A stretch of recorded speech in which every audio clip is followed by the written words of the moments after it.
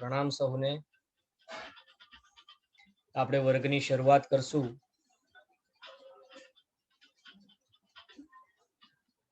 જય જગ જીવ જોણી વિયાણો જગ ગુરુ જગાનંદો જગના હો જગ બંધુ જય જગ પિયામહો ભયવમ ओंकार बिंदु संयुक्तम नित्यं ध्यायन्ति योगिनः कामदं मोक्षदं चैव ओंकाराय नमो नमः।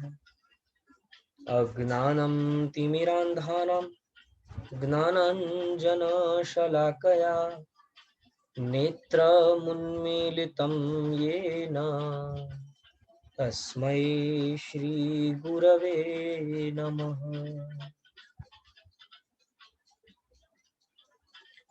જ્ઞાનસારના વર્ગની અંદર પાછલા વર્ગમાં ગયા વર્ગની અંદર આપણે મૌનાષ્ટક પૂર્ણ કર્યું। મૌનાષ્ટકની અંદર વાસ્તવિકતાએ ખરેખર મૌન કોને કહેવાય તેના વિષયમાં આપણને વાત કરી। જે આપણી મૌનની સમજણ છે તે કેટલી અધૂરી અથવા અસત્ય છે અને ખરેખર મૌન દર્શન જ્ઞાન અને ચારિત્રના એकीकरणને કહે છે। તે વાત આપણને મૌનાષ્ટકની અંદર સમજાવી। ત્યાં મુનિને મૌનપણું હોય છે તેવી વાત કરી। જે મુનિ પોતે દર્શન જ્ઞાન અને ચારિત્રના જેટલા અભેદને પામ્યા છે તેટલા પ્રકારની મૌનપણાની સાધનાને તેઓ સર કરી ચૂક્યા છે એવી વાત મૌનાષ્ટકની અંદર આપણે જાણી। હવે આગળ મૌનાષ્ટક પછી વિદ્યાષ્ટક બતાવે છે। અહીં વિદ્યા અને અવિદ્યા શબ્દથી વાસ્તવિકતા અને અવાસ્તવિકતા એ બે શબ્દોને જોડી લેવાના છે।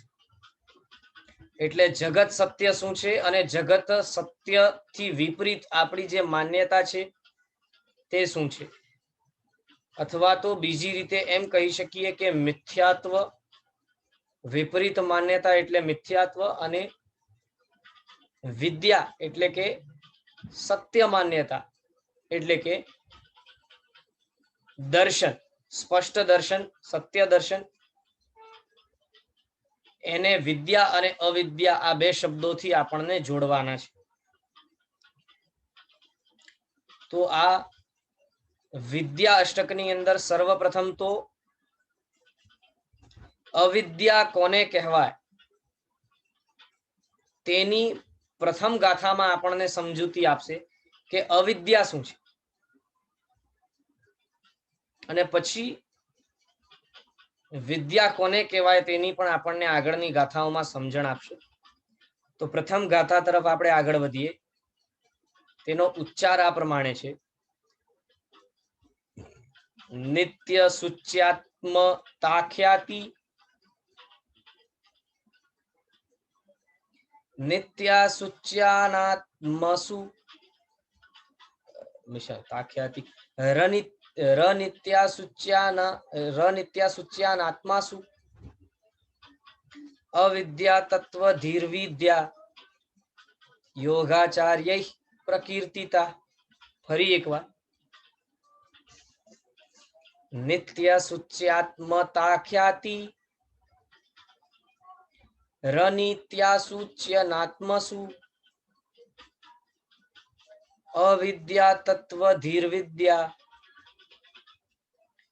યોગાચાર્યૈ પ્રકીર્તિતા। અર્થાત લખે છે અનિત્ય, અસુચિ અને આત્માથી ભિન્ન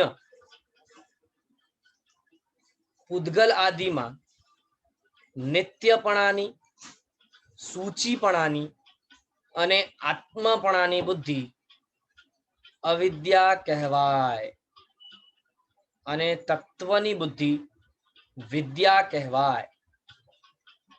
એ રીતે યોગાચાર્યોએ કહ્યું છે.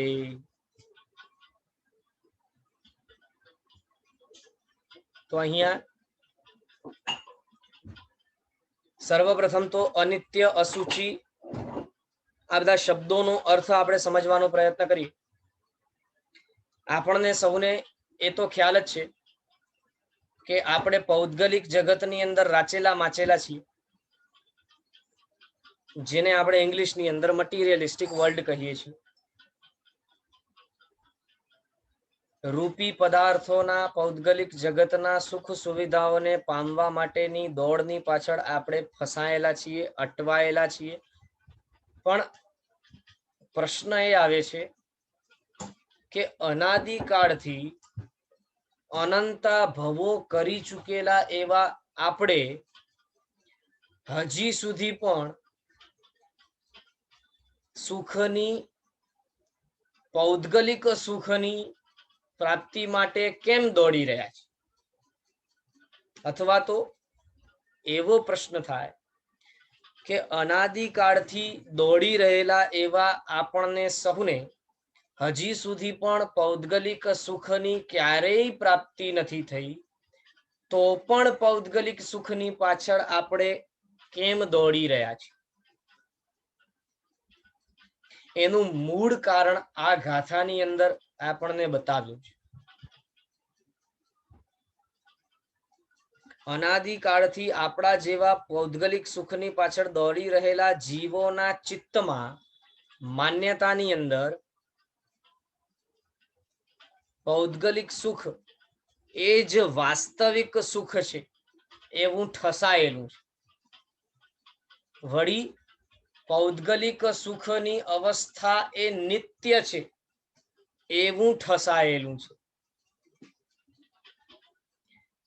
નિત્ય એટલે જે કાયમ રહે તે, અને અનિત્ય એટલે કે જે પરિવર્તનશીલ છે, જે કાયમે એક જેવું ટકતું નથી પણ અનિત્ય છે, બદલાયા કરે તેવું છે, કાયમે પોતાની સાથે રહે તેવું નથી, તેને અનિત્ય કહે છે.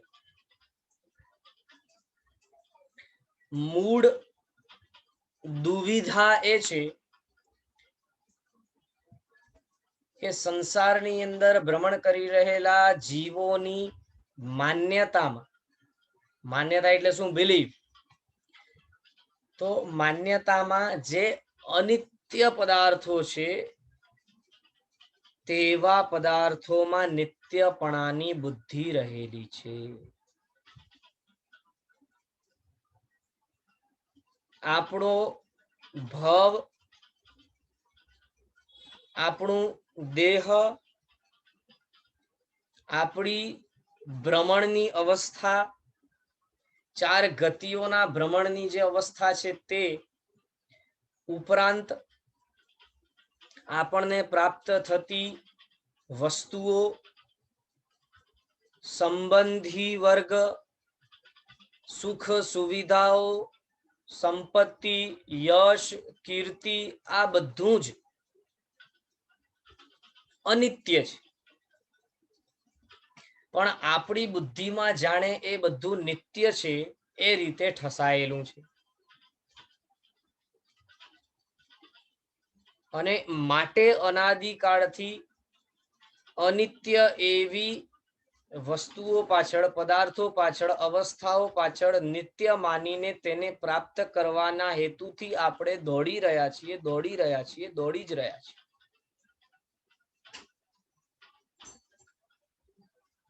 માટે અહીં આ ગાથાની અંદર કહે છે કે ભાઈ જે અનિત્ય છે તે અનિત્ય વસ્તુની અંદર, પદાર્થની અંદર, અવસ્થાની અંદર તમારી નિત્યપણાની બુદ્ધિ છે એ જ તો અવિદ્યા છે,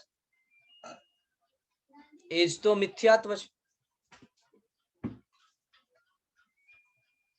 આપણે પોતાના દેહને સાચવવા માટેનો પ્રયત્ન કરીએ છીએ અને પોતાને દેહ તરીકે જ માની લીધું છે. સવારથી ઉઠીને રાત્રે સૂઈએ ત્યાં સુધીની બધી વ્યવસ્થા આપણે પોતાના દેહ માટે અને બાકી બચેલી સમયની ગણતરી પોતાના પરિવારજનો માટે, સંબંધો માટે અથવા તો ભૌતિક સુખ સામગ્રીની સુવિધાને ભેગા કરવા માટેની મશક્કતમાં, મહેનતમાં, પુરુષાર્થમાં વેડફી નાખીએ છીએ. એટલે સવારથી કરીને રાત્રિ સુધીની આપણી બધી મહેનત, બધું પુરુષાર્થ જેની પાછળ થાય છે તે બધું અનિત્ય જ છે. કોઈ વસ્તુ નિત્ય છે જ નહીં.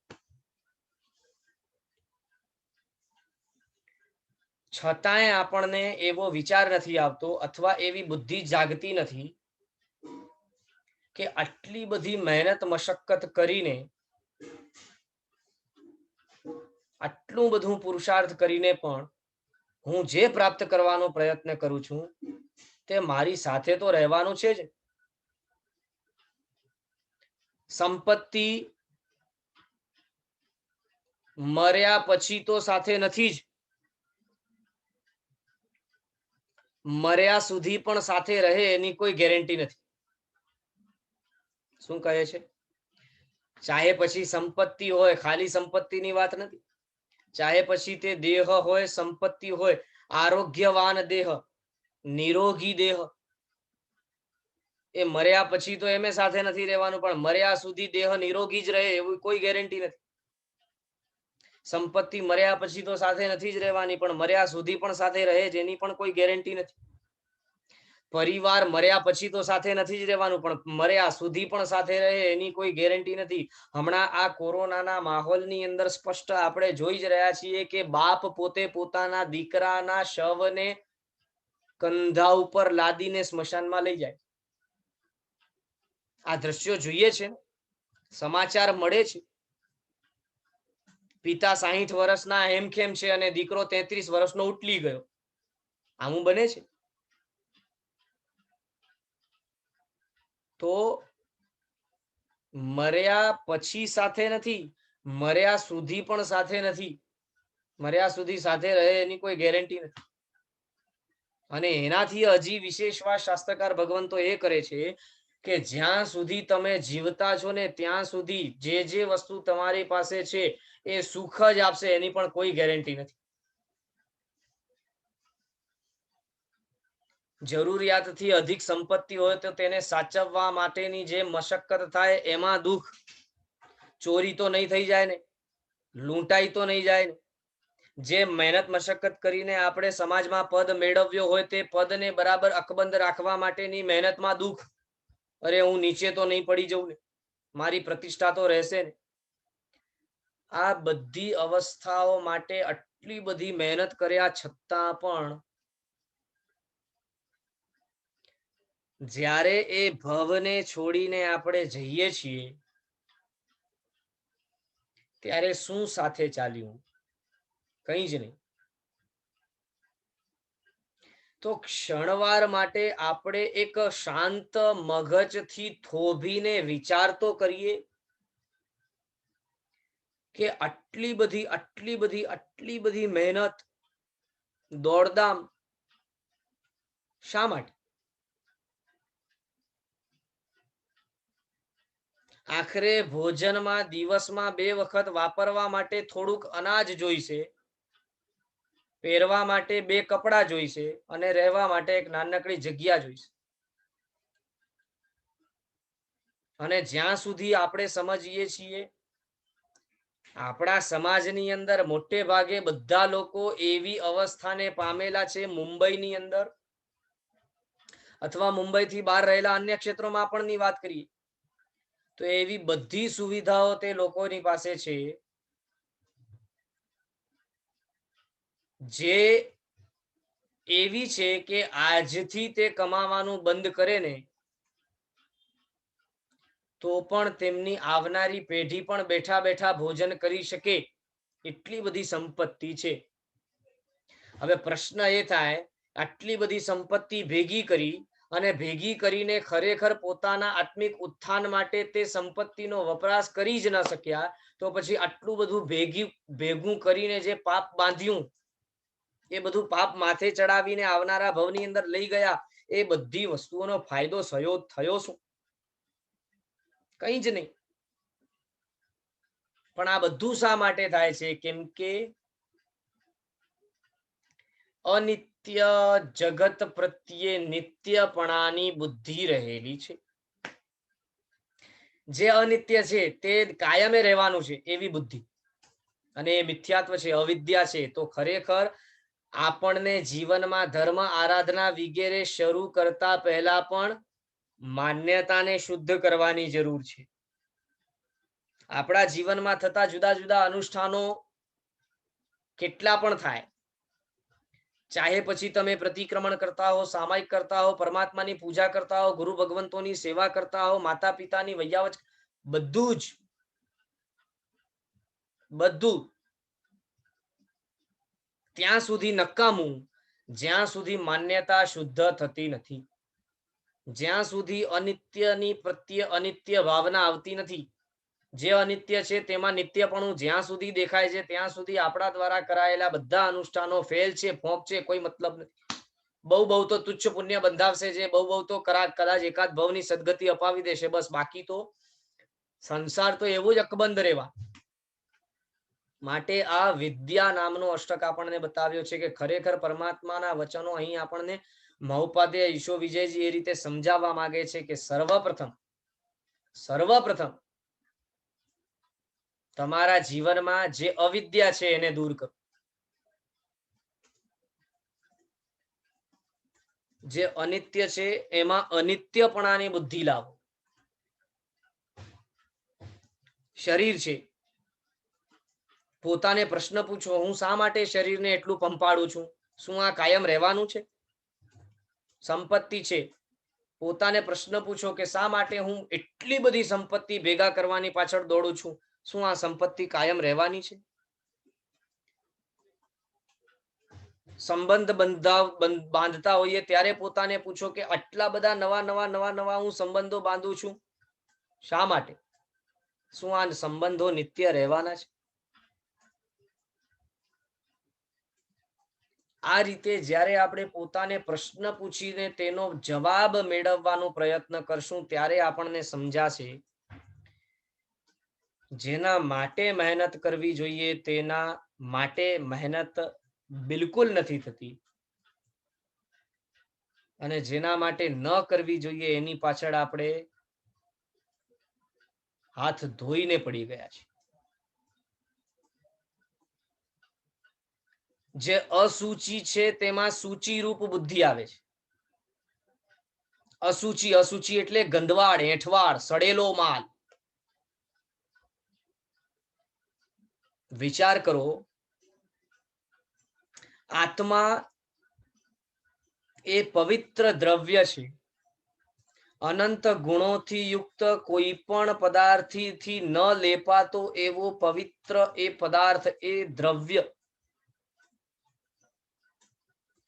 એ આપણી ખ્યાતિ છે, એ આપણી વાસ્તવિકતા છે, એ આપણો શુદ્ધ સ્વરૂપ છે. અનંત ગુણોથી યુક્ત અસંખ્ય પ્રદેશોથી બનેલો અરૂપી એવો કોઈ પણ પદાર્થથી ન લેપાતો, ન પ્રભાવિત થતો, કોઈ પણ પ્રકારના પૌદ્ગલિક જગતથી આકર્ષિત ન થતો એવો મૂળભૂત આપણો સ્વભાવ હોવા છતાં એવા પ્રકારની પવિત્ર દ્રવ્યથી, એવા પ્રકારના પવિત્ર દ્રવ્ય તરીકે ઓળખાતા છતાં પણ આપણને છે ને અસૂચિમાં મજા આવે છે. રસ્તે ચાલતા કોઈક ભૂંડને ઘઉંની અંદર માથું મારતા જોઈએ ત્યારે આપણને એને જોઈને એવું લાગે કે અરે રે રે રે રે, આ કેવો તો વિચિત્ર પ્રાણી છે, આખી દુનિયા છોડીને ઘઉંમાં માથું નાખીને બેઠો છે. એને છાણમાં ને ઘઉંમાં માથું નાખીને બેસવામાં મજા આવે, કેમ કે ભૂંડના સ્વભાવે એને અસૂચિ ગમે છે. જ્યારે એવા પ્રકારના દૃશ્ય જોઈને આપણે પોતાને એમ કહીએ છીએ કે છી છી છી, આ કેવો વિચિત્ર પ્રકારનો પ્રાણી છે, ત્યારે જ્ઞાની ભગવંતો પણ એ જ રીતે આપણને જોઈને એમ કહે છે કે છી, આ કેવા વિચિત્ર પ્રકારના જીવો છે કે જેઓને અસૂચિમાં જ મજા આવે છે. સંપૂર્ણ દેહ માથાના વાળથી લઈને પગના નખ સુધી સંપૂર્ણ દેહ અશુચિમય છે. ઉપરાંત ખાલી દેહની વાત છોડો, સંપૂર્ણ સંસાર અશુચિમય છે. સંસારની અંદર જન્મ પણ અશુચિમય છે. પિતાના શુક્રાણુઓથી અને માતાના ક્ષોણિતથી મિશ્રિત થઈને આપણે જન્મીએ છીએ. હવે જ્યારે આવા પ્રકારના શુક્રાણુ અને શ્રોણિતથી મિશ્રિત થઈને આપણે જન્મીએ, અશુચિમાં જ જન્મ થયો, અશુચિમય જ આખો જીવન વિતાવ્યો અને અશુચિમાં જ મૃત્યુ થયું, ફરી પાછું અશુચિમાં જન્મ થયો, એટલે સંપૂર્ણ સંસારની એઠવાડ અને ગંધવાડમાં જ આપણે જન્મ મરણ કરીએ. દેહની અંદર પણ કેવા ભયંકર અને ગંદા અશુચિમય પદાર્થો ભરેલા છે. જે આપણે ભોજન ખાઈએ છીએ, એકદમ મીઠો અને મધુર રસગુલ્લા ખાઈએ તો ઘૂં બનીને બહાર નીકળે છે. બોલો, આ દેહ કેવો છે?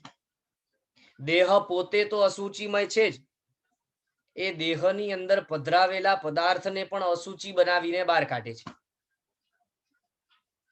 વળી જેટલો પદાર્થ એ બહાર કાઢે છે એને છોડી દઈએ તો જેટલો પદાર્થ પોતે દેહ ગ્રહણ કરે છે એને પણ અશુચિમય બનાવે છે. રસ, લોહી, માંસ, હાડકા, મજ્જા, ચરબી, વીર્ય, વિચાર કરો, બધું અશુચિ. ગંધવાડ, એઠવાડ, નાકમાંથી ગુંગા, આંખમાંથી પિયા નીકળે, કાનમાંથી મેલ નીકળે, મોઢામાંથી લાળ નીકળે, દેહમાંથી પસીનું નીકળે, મૂત્ર, મલ, ઉલટી, પરુ, વીર્ય, લોહી, બોલો હજી તો કેટલું છે. આ દૂરથી રૂપાળા દેખાતા એવા દેહને વચ્ચેથી ચીરીને ઊંધું કરી નાખો ને તો 2 મિનિટ એ વ્યક્તિને જોવા માટે આપણે તૈયાર નથી. બોલો, જે વ્યક્તિ પ્રત્યેના દેહ ઉપર આપણને એટલો બધો રાગ છે કે એના સાથે રહેવાને માટે આપણે જીવન અર્પણ કરી દીધો, એ જ વ્યક્તિના દેહને વચ્ચેથી ચીરીને ઊંધો કરી નાખીએ તો એ દેહની બાજુમાં 2 મિનિટ સુધી પણ આપણે ઊભા રહેવા તૈયાર રહેતા નથી. જે વ્યક્તિની પાછળ આપણે જીવન વ્યતીત કરી દીધો, એ જ વ્યક્તિ જ્યારે મૃત્યુ પામે છે અને એના દેહમાંથી વાસ આવવાનું ચાલુ થાય છે, ત્યારે એ જ વ્યક્તિના દેહની પાસે 2 મિનિટ સુધી ઊભા રહેવા માટે તૈયાર થતા નથી. જલ્દીથી જલ્દી એને બાળી નાખવા માટે તૈયાર થઈએ છીએ. આ સંસારનો સ્વરૂપ છે. અને આવા સંસારને આપણે, આવા અશુચિમય સંસારને આપણે સૂચિ માનીએ છીએ, સારો માનીએ છીએ. આ જ ખરેખર વિપરીત માન્યતા છે, અવિદ્યા છે.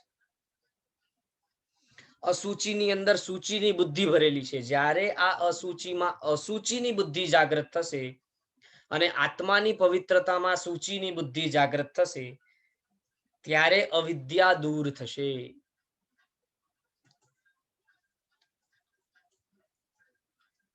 ત્રીજા નંબરમાં શું કહે છે? આત્માની ભિન્નતા. આત્મા જુદું છે, પૂદગલ જુદું છે. આપણે સ્વને દેહ માનીને બેઠા છે. હું એટલે કોણ? તો કે હું એટલે નીરવ. નીરવ એટલે કોણ? પણ નીરવ તો આ શરીરનો નામ છે. તું તો આ શરીરથી અલગો છે, જુદો છે. ક્યાં તું પવિત્ર અરૂપી એવો અસંખ્ય પ્રદેશોથી બનેલો અનંત ગુણમય જીવ, અને ક્યાં આ પૂદગલ વર્ણ ગંધ રસ સ્પર્શથી રૂપી એવું અશુચિમય બનેલો પદાર્થ. એ બે વસ્તુ જુદી છે, અલગ છે. છતાંય આપણે પોતાને હું તરીકે માનીને બધું કાર્ય કરીએ છીએ. હું એટલે દેહ રૂપી જે અભિન્નતા છે, એ અભિન્નતાને દૂર કરીને હું અને દેહ એ જુદું છે એવા પ્રકારની ભિન્નતાને સતત હૃદયમાં રાખવું પડશે, ધારણ કરીને રાખવું પડશે.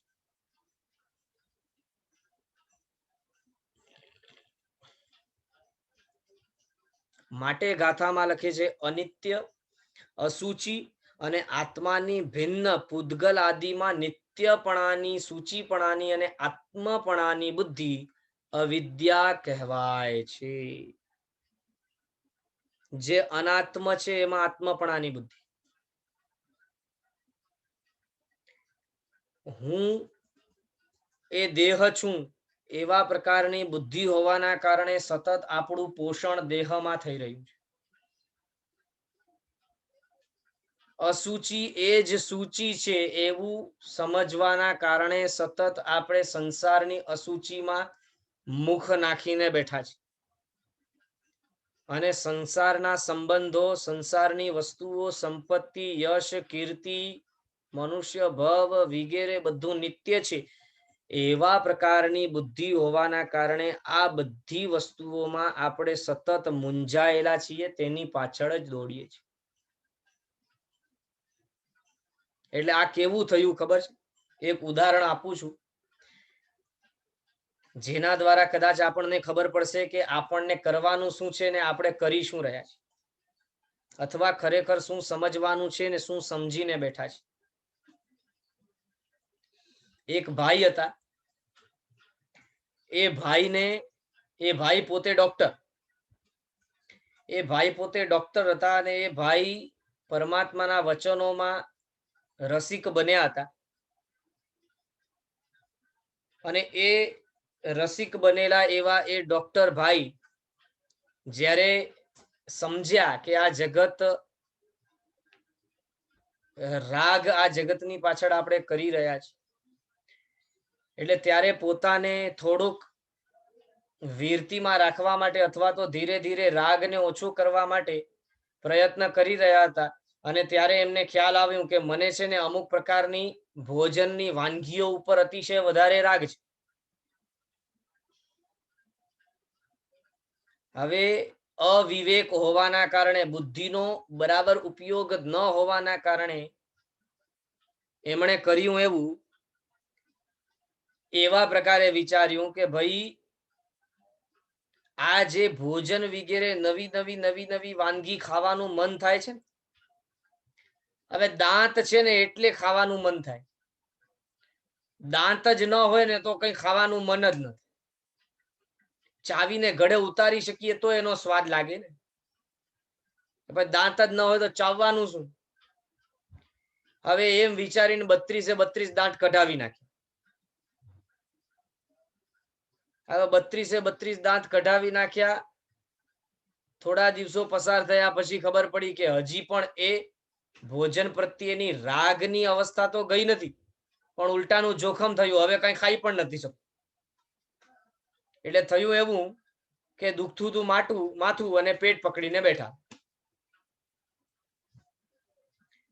એટલે મૂળ કારણ જે છે આત્મામાં રહેલી માન્યતાઓ, એ માન્યતાઓને ખતમ કરવાની બદલી આપણે કંઈક જુદા જ લક્ષ્ય લઈને બેઠા છે. એ માન્યતાઓને સત્ય કરવાની વિપરીત આપણે કંઈક જુદા જ લક્ષ્ય લઈને બેઠા છે. હવે ભાઈને રાગ મનમાંથી ઓછો કરવાનો હતો, એની બદલી દાંત જ કઢાવી નાખી. આ મૂર્ખામી ભરેલી અવસ્થા આપણા અંદરમાં પણ રહેલી છે.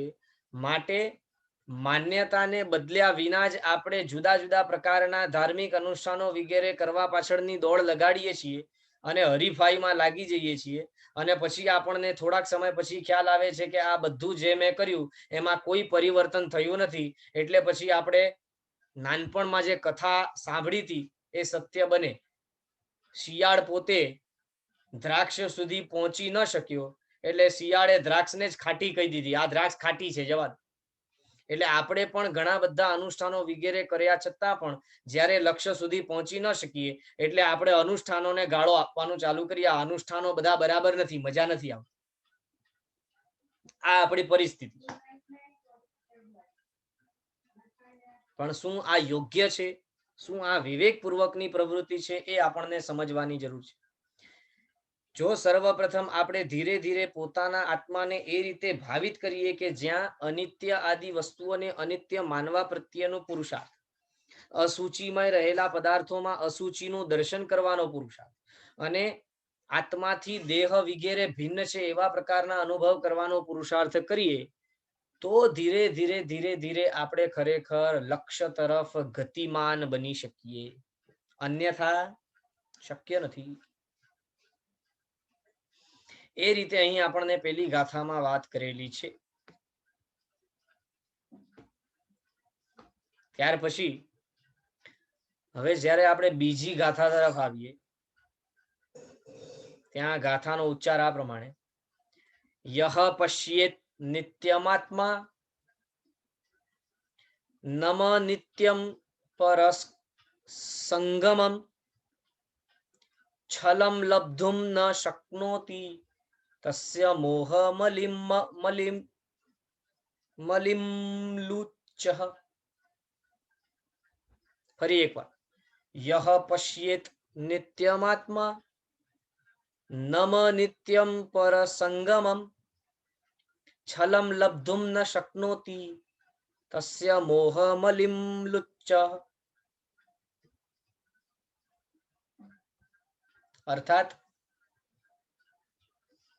જે આત્માને સદા અવિનાશી જુએ છે અને પર વસ્તુના સંબંધને વિનશ્વર જુએ છે, તેના છિદ્ર મેળવવાને મોહરૂપ ચોર સમર્થ થતો નથી. ખૂબ સુંદર વાત કરેલી છે.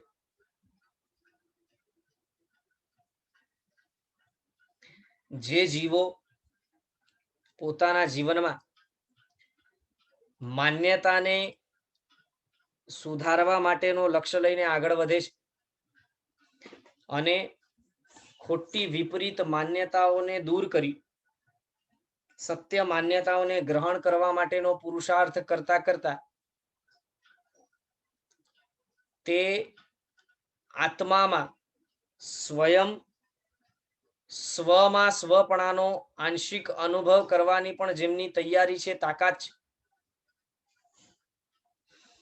જેઓ આત્માને અવિનાશી નજરે જુએ છે. આત્મા તો કાયમ નિત્ય જ રહેવાનો છે. આ જગતની અંદર ક્યારે પણ એક પણ આત્મા આ જગતમાંથી ઓછો થવાનો નથી. આત્મા કાયમે રહેવાનો, નાશ પામવાનો નથી. હા, ચાહે પછી તે સંસારની અંદર રહેલો આત્મા કદાચ જુદા જુદા ભવો કરતો હોય, એ અપેક્ષા એ મૃત્યુને પામે છે. મૃત્યુ પામવું એટલે શું? મૃત્યુની વ્યાખ્યા શું છે? એક ભવને પૂર્ણ કરીને બીજા ભવ તરફ ગમન કરી જવું. એક દેહને છોડીને બીજા દેહ તરફ વયો જવું, તેને મૃત્યુ કહીએ છીએ. એનો અર્થ એ નથી કે એક ભવમાં જ્યારે જીવ પોતે મૃત્યુ પામ્યો તો એનો આત્મા જ નાશ પામી ગયો. બિલકુલ નહીં. આત્મા તો એ જ છે, અનાદિકાળથી એ જ છે, અનંત કાળ સુધી એ જ રહેવાનો. ફરક ક્યાં પડે છે? અવસ્થામાં પડે છે. ક્યારેક મનુષ્ય તરીકે, ક્યારેક તિર્યંશ તરીકે, ક્યારેક દેવ તરીકે, ક્યારેક નારક તરીકે, અને એમ કરતા કરતા કરતા કરતા લક્ષ્ય મેળવી લીધું તો તે જ આત્મા ફરી પાછો કર્મ રહિત બનીને સિદ્ધ તરીકે થાય છે. પણ ચાહે તે મનુષ્ય ભવમાં હતો, તિર્યંશમાં હતો, દેવમાં હતો કે નરકમાં હતો, આત્મા તો અસ્તિત્વમાં કાયમે હતો જ અને રહેવાનો જ. પોતાની આરાધના સાધના પૂર્ણ કરી કર્મ રહિત બન્યો તો સિદ્ધ બન્યો, છતાં પણ સિદ્ધ તરીકે આત્માનું અસ્તિત્વ તો કાયમ છે. એટલે હું સ્વયં પોતે કાયમે આ જગતની અંદર રહેવાનો છું, મારો અસ્તિત્વ કાયમ માટેનો છે, એવા પ્રકારની વિચારણાથી જે પોતાને દ્રઢ કરે છે, એવા પ્રકારની વિચારણાથી જે પોતાને દ્રઢ કરે છે, એવો જીવ વળી આગળ કહે છે પર વસ્તુના સંબંધને વિનશ્વર જુએ છે. આત્મા હાલ ઘડીએ કર્મ સહિત છે, પણ કર્મ સહિત હોવા છતાં પણ આત્માનો અંગ, આત્માનો કોઈ પણ અંશ આત્મા તરીકે મટીને જળ તરીકે થયો નથી. અને કર્મ આત્મા ઉપર ચોંટેલા છે, છતાં પણ કર્મનો કોઈ પણ અંશ જળ મટીને જીવ બન્યો નથી. જે જળ છે તે કાયમે જળ જ રહેવાનું, જે જીવ છે તે કાયમે જીવ જ રહેવાનું. હા, વાસ્તવમાં વર્તમાન કાળે સંસારી જીવોમાં આત્માની અવસ્થા કર્મ સહિતની છે, તો ત્યાં એટલું વિશેષ છે કે આત્મા કર્મોથી ઢંકાયેલો છે. આત્મા ઉપર કર્મનો લેપ રહેલો છે. આત્માના પ્રદેશે પ્રદેશે કર્મ વીંટળાઈ ચૂકેલા છે. એ વાસ્તવિકતા છે, પરંતુ કોઈ પણ આત્માના પ્રદેશને કર્મ પોતે જડ બનાવી શક્યા નથી. અગર તો કોઈ પણ કર્મ પૂતગલને આત્મા પોતે જીવ બનાવી શક્યો નથી. માટે આત્માનો પોતાનો અસ્તિત્વ આત્મા તરીકેનો કાયમ છે, અને આત્માનો કર્મ સાથેનો જે સંબંધ છે તે તૂટી શકે છે તેવું છે, વિનશ્વર છે, નાશ પામે તેવું છે. જો આ બાબત આપણે સમજ્યા નહીં તો મુક્તિનો માર્ગ કઈ રીતે પામી શકશું? શાસ્ત્રોની અંદર બે પ્રકારના સંબંધ બતાવેલા છે, જેમાં એકનું નામ છે સંયોગ સંબંધ અને બીજાનું નામ છે તાદાત્મ્ય સંબંધ. બંને સંબંધોમાં વ્યાખ્યા એ પ્રમાણે છે કે જે સંબંધમાં વિયોગ પડી શકે તેને સંયોગ સંબંધ કહેવાય છે, અને જે સંબંધમાં ક્યારેય વિયોગ પડવાની શક્યતા જ નથી તેને તાદાત્મ્ય સંબંધ કહેવાય છે. તો આ દ્રષ્ટિથી જ્યારે આપણે કર્મ અને જીવનો સંયોગ જે છે, સંબંધ જે છે એ કયા પ્રકારનો છે સમજીએ તો ત્યાં સંયોગ સંબંધ લાગુ પડે છે. દાખલા તરીકે જેમ માટીની અંદર, માટીના ખાણની અંદર સોનું માટી સાથે મિશ્રિત અશુદ્ધ અવસ્થામાં રહેલો છે, છતાં પણ તે સોનાને અગ્નિ વગેરેના તાપથી માટી વગેરે ખસાડી અશુદ્ધિ દૂર કરીને શુદ્ધ 100% સોનું બનાવી શકાય છે. એમાંથી બધી અશુદ્ધિઓ દૂર કરી શકાય છે. કારણ શું? માટી અને સોનાનો સંયોગ સંબંધ છે. બે બરાબર આ ડેફિનેશન નોંધ કરી લેજો. બે દ્રવ્યો વચ્ચેનો સંબંધ સંયોગ સંબંધ કહેવાય છે. બે દ્રવ્યો વચ્ચેનો સંબંધ એ સંયોગ સંબંધ છે. પૂતગલ એટલે કર્મ એક પોતે પૂતગલ તરીકે જુદો દ્રવ્ય છે, અને જીવ પોતે જીવ તરીકે આત્મા તરીકે જુદો દ્રવ્ય છે. તો આ બે જુદા જુદા દ્રવ્યોની વચ્ચે બનેલો સંયોગ સંબંધ એ સંયોગ સંબંધ કહેવાય છે, જે છૂટો થઈ શકે. જ્યારે બીજી બાજુ આપણે તાદાત્મ્ય સંબંધની વાત કરીએ તો ત્યાં દ્રવ્ય અને ગુણ વચ્ચેનો જે સંબંધ છે, દ્રવ્ય અને ગુણ વચ્ચેનો જે સંબંધ છે તેને તાદાત્મ્ય સંબંધ કહ્યું છે. જેમ કે સાકર હોય તો એ સાકર જે છે એ સાકરમાંથી મીઠાશને તમે છૂટી ના કરી શકો. જો તમને દૂધને મીઠું કરવું હોય તો સાકરમાંથી મીઠાશ કાઢીને તમે દૂધમાં ભેળવતા નથી. સાકર તમે દૂધમાં ભેળવો છો તો દૂધમાં મીઠાશ થાય. ભલે પછી મીઠાશ વસ્તુ અલગ છે અને સાકર વસ્તુ અલગ છે. સાકર બે પ્રકારની હોઈ શકે, મીઠાશ વગરની હોય, મીઠાશ વાળી હોય, ને ઓછા મીઠાશ વાળી હોય, વધારે મીઠાશ વાળી હોય. પણ સાકરમાં રહેલી મીઠાશને જો ખતમ કરવી હોય તો સાકરને ખતમ કરવી પડે. સાકરને બાળી નાખો તો સાકરની મીઠાશ પણ ખતમ થઈ જાય. પણ જ્યાં સુધી સાકર સાકર તરીકે છે ત્યાં સુધી સાકરની મીઠાશ એનાથી જુદી થઈ શકે તેમ નથી. કાં તો તમે એનો સ્વરૂપ બદલો, એમાં કોઈક એવો પદાર્થ મિશ્રિત કરો કે જે પદાર્થના કારણે એ સાકર હવે સાકર તરીકે ન રહે, તો બની શકે કે એમાંથી મીઠાશ પણ ખતમ થઈ જાય. પરંતુ સાકરમાં રહેલા મીઠાશપણાનો જે ગુણ છે એ તમે તેનાથી અલગ કરી શકો તેવું નથી. તો એવા પ્રકારના સંબંધને તાદાત્મ્ય સંબંધ કહેવાય છે. એટલે જીવના સ્વયંના અનંત ગુણો સાથેનો જીવનો સંબંધ તમે ક્યારેય ખતમ નથી કરી શકવાના. દરેકે દરેક જીવ, ચાહે પછી તે ભવી હોય, અભવી હોય, જાતિ ભવ્ય હોય, બધા જ જીવો અનંત ગુણોને ધરાવે છે. અને દરેકે દરેક જીવમાં અંશ માત્ર પણ જ્ઞાન દર્શન આદિ ગુણો ખુલ્લા રહેવાના જ છે. કાયમે સંપૂર્ણપણે ગુણ શૂન્ય તમે જીવને કરી શકો જ નહીં. ચાહે પછી હું હોઉં, તમે હો કે પરમાત્મા સ્વયં, કોઈ પણ સંપૂર્ણપણે એક જીવને ગુણ શૂન્ય બનાવી, ગુણ શૂન્ય કરીને જળ બનાવી શકે નહીં. પરમાત્માની સ્વયંની એ તાકાત નથી, કેમ કે એ તાદાત્મ્ય સંબંધ છે. તો આવા પ્રકારનો તાદાત્મ્ય સંબંધ મારો ગુણો સાથે છે, અને સંપૂર્ણ વિશ્વ સાથે, જગત સાથે જે સંબંધ છે તે સંયોગ સંબંધ છે. આવા પ્રકારના સંયોગ સંબંધ મારો જેના જેના સાથે છે એ વિનશ્વર છે, નાશવંત છે, નાશ પામશે તેવું છે. આ જો બરાબર આપણે બુદ્ધિમાં બેસાડીએ, અને મારો ગુણો સાથેનો જે સંબંધ છે એ તાદાત્મ્ય સંબંધ છે, કાયમ મેં રહે તેવો સંબંધ છે, અલગ કરી ન શકાય તેવો સંબંધ છે. જો એ વાત બરાબર આપણે સમજી ગયા, એ માન્યતા દ્રઢ કરી, તે વચન ઉપર શ્રદ્ધા કરી, તો ધીરે ધીરે ધીરે ધીરે આપણે વિકાસ પામી શકીએ તેવી શક્યતા આવે.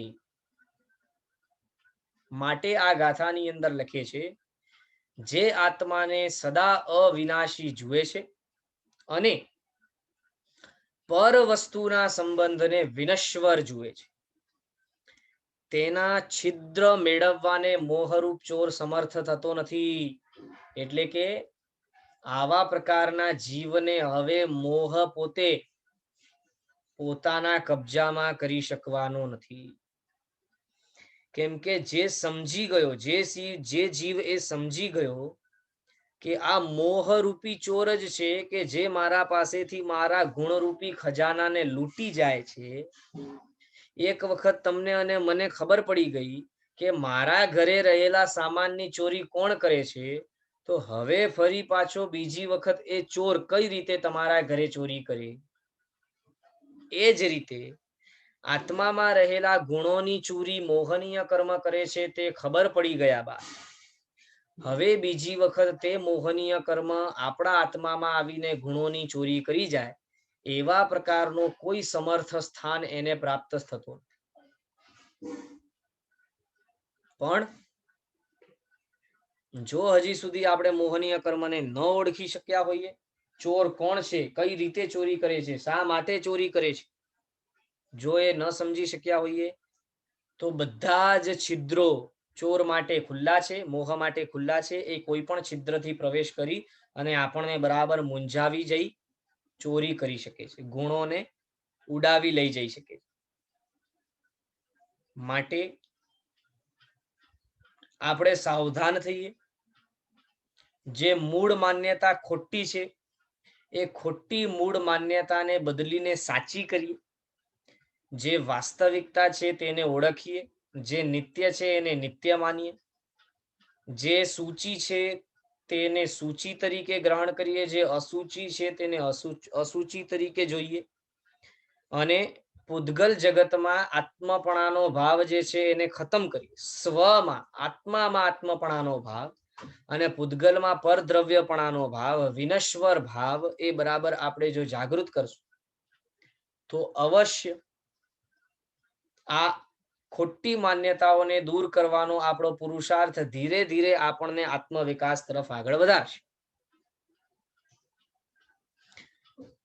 બરાબર આટલું બધાને સમજાયું હશે.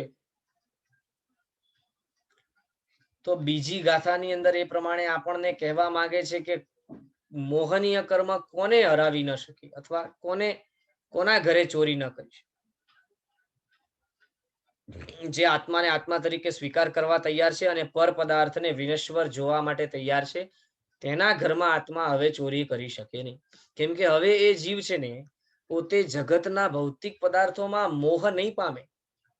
જ્યારે જ્યારે એને કદાચ રાગ દ્વેષ થશે, ત્યારે ત્યારે પણ તે પોતાને જાગૃત અવસ્થામાં લઈ જઈને ચેતાવન કરશે, પોતાને ચેતવણી આપશે કે ભાઈ તું શું કરી રહ્યો છે, તું કોણ છે, આ જગત શું છે, વિનશ્વર છે, નાશવંત છે, આવા નાશવંત જગત માટે આવા પ્રકારનો મોહ કરી રહ્યો છે. એ પ્રકારે પોતાને સમજાવીને પણ તે ત્યાંથી પાછો ખસી જશે. આપણને એ જોવાનું છે કે આપણા જીવનમાં શું ખરેખર આવા પ્રકારની શક્તિ હજી આપણને પ્રાપ્ત થઈ છે? આપણે સમયે સમયે પોતાને આ બધી બાબતોમાંથી દૂર ખસાડીએ છીએ ખરા? પોતા માટે એવી વ્યવસ્થા, એવું વાતાવરણ ઊભું કરીએ છીએ કે જે વાતાવરણને જોઈ કરી, સાંભળી, સમજીને આપણે પોતાને ઉન્નત કરી શકીએ. એવો વાતાવરણ પોતા માટે ઊભું કરીએ કે જ્યાં રાગદ્વેષ મંદ પડે.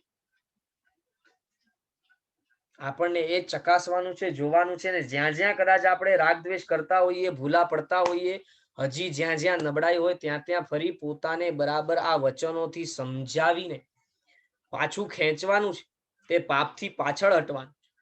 તો ધીરે ધીરે ધીરે ધીરે આપણે પ્રગતિ કરી શકીશું. ત્રીજી ગાથા જે છે તેનો ઉચ્ચાર લઈએ.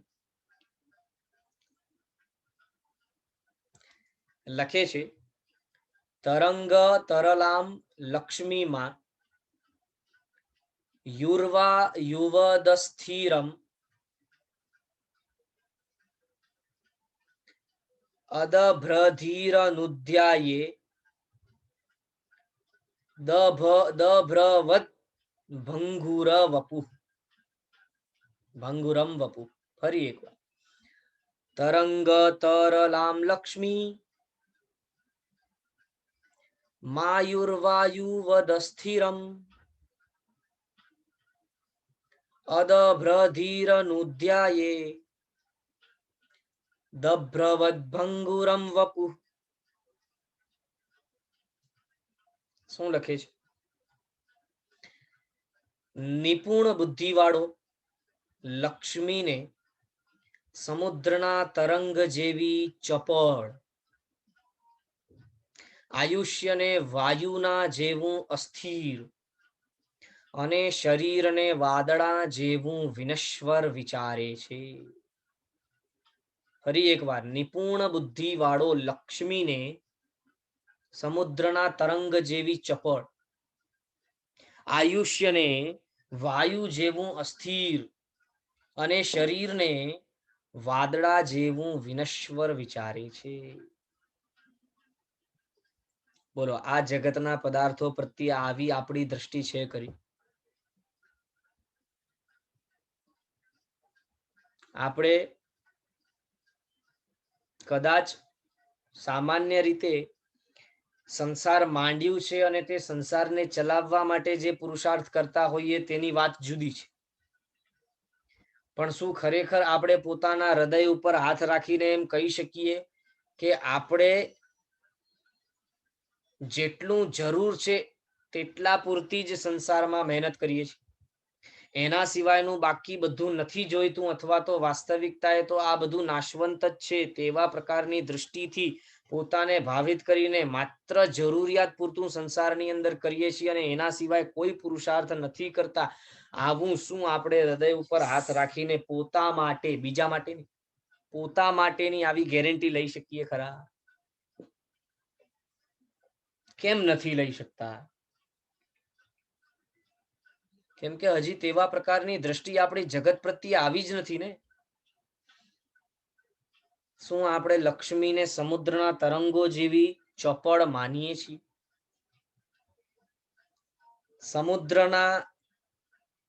સમુદ્રમાં ઉઠતી જે તરંગો છે, લહેરો છે, એ કેવી હોય? સમુદ્રની અંદર જે લહેર આવે તે 2 મિનિટની અંદર તો ઊંચે ચડીને 2 મિનિટની અંદર ક્યાંય ગાયબ થઈ જાય તે ખબર જ ન પડે, દેખાય જ નહીં. ફરી ત્યાં સુધી બીજી તરંગ, બીજી લહેર આવે ને તે લહેર પણ 2 મિનિટની અંદર ક્યાંય ગાયબ થઈ જાય, ચપળ, ઝડપથી, ક્યાંય ખબર ન પડે, ત્યાંય ગાયબ થઈ જાય.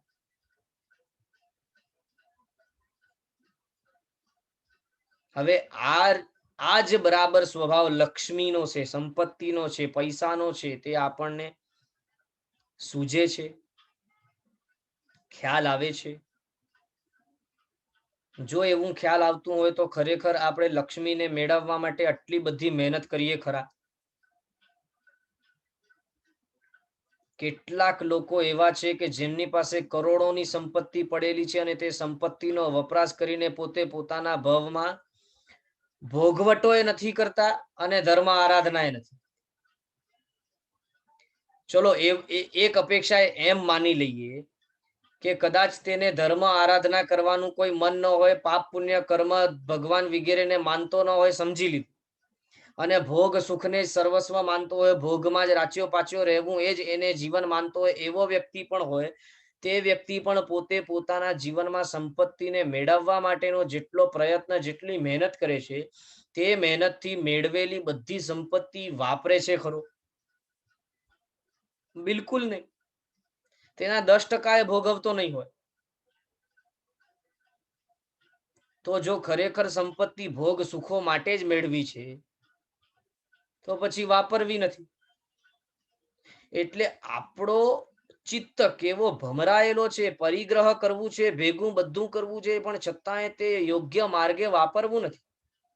અને મારા પાસે છે, મારા પાસે છે, મારા પાસે છે એમ વિચારીને મરણ આવી જાય, ન સંપત્તિ પોતે વાપરી શકે અને ન બીજાઓને ધર્મ આરાધનામાં વાપરવા દે. કોઈ કદાચ ઘરની અંદર એવો વ્યક્તિ હોય કે જે ધર્મ આરાધના કરતો હોય, તેવાને તે સંપત્તિથી અનુકૂળતા કરી પણ ન આપે અને પોતે તે સંપત્તિ ભોગ સુખમાં ક્યારે વાપરે નહીં. એટલે પોતા દ્વારા એકઠી કરેલી બધી સંપત્તિ કોઈ ત્રીજો જ વાપરે. બીજી અપેક્ષાએ પણ આપણે જોઈએ તો આ જગતની અંદર આપણે એવા જીવો જોઈએ છીએ કે જે 80-85 વર્ષની ઉંમર સુધીમાં મહેનત કરીને કેટલી બધી સંપત્તિ મેળવી હોય અને 85માં વર્ષે અથવા 75માં વર્ષે બધી સંપત્તિ એકી સાથે સુપડા સાફ થઈ જાય. બને છે. કેટલાક દાખલાઓ છે. તો જ્યારે લક્ષ્મી આવા સમુદ્રના તરંગ જેવી ચપળ છે, તો આખી જિંદગી નાનપણથી કરીને ભણવાનું તો કે પૈસા કમાવા, નોકરી કરવાની પૈસા કમાવા, આખું જીવન સમય આપવાનું પૈસા કમાવા માટે, બધું એમ કરીને છેલ્લે ભેગું કર્યું, બધું સાફ થઈ ગયું. એટલે ત્યારે ખબર પડે કે અરે બાપરે, આટલી બધી જે આટલા વર્ષોમાં મહેનત કરી એ સુપડા 1 મિનિટમાં પુણ્ય પરવારી ગયું, એટલે બધું 1 મિનિટમાં સાફ થઈ ગયું. હવે આવા પ્રકારની લક્ષ્મીને જો તરંગની જેવી ચપળ ન કહીએ અથવા ન માનીએ, તો આપણો ઉદ્ધાર થાય કઈ રીતે?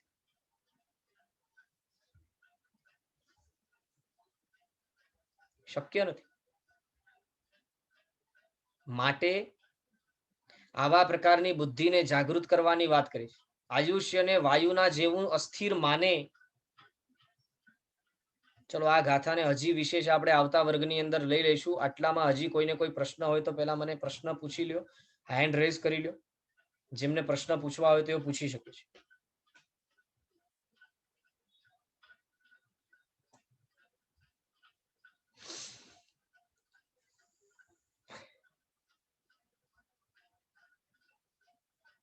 ચલો સરસ. તો હજી કોઈને પ્રશ્ન નથી, એટલે તે જ ગાથામાં આપણે આગળ વધીએ. અહીં ગાથામાં છેલ્લે શું કહે છે જુઓ.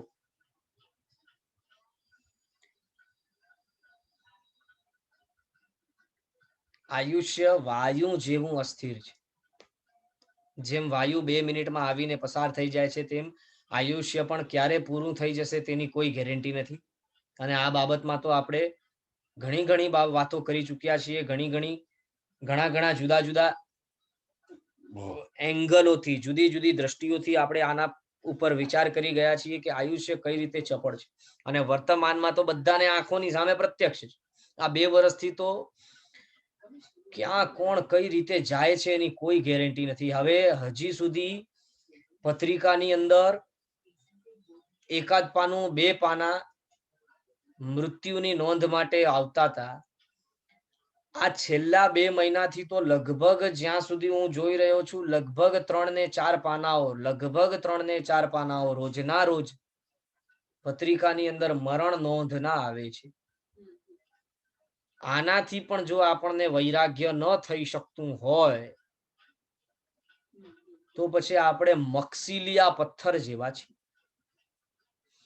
મક્સીલિયો પથ્થર એવો પથ્થર છે ને કે એને તમે સમુદ્રની અંદર 1000 યોજન ઊંડું ડુબાડીને રાખો અને 1000 વર્ષો પછી પણ કાઢો ને તો કોરુંનું કોરો જ રહે, ભીંજાય જ નહીં. શું આપણો હૃદય આવો મક્સીલિયા જેવો છે કે જે વૈરાગ્ય પામી જ નશે? એવું તો નથી. તો પછી હજી સુધી આ વાસ્તવિકતાને જાણ્યા બાદ પણ આપણે કેમ એ તરફ પુરુષાર્થ નથી? શરીર વાદળા જેવું વિનશ્વર છે.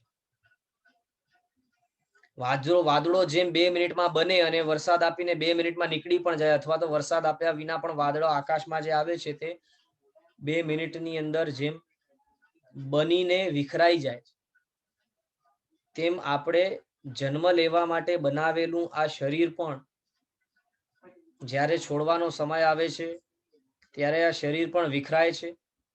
અને શરીર તો એટલો બધો ભયંકર છે ને કે જેને આપણે વર્ષો સુધી સાચવીએ એ જ આપણને દગો આપે છે.